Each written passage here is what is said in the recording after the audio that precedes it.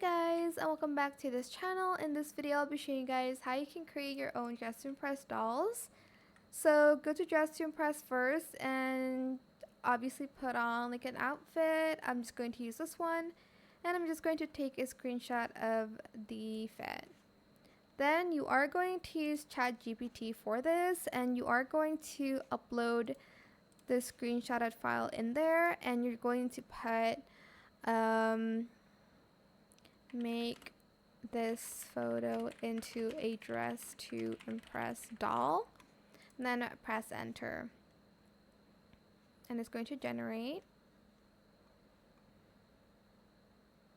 So actually for the prompt I just selected another photo of like the AI generated doll and I just added the screenshot and I said turn the second photo into a doll and put it in the star box like the first photo, which it did to make it an actual Dress to Impress doll, like so.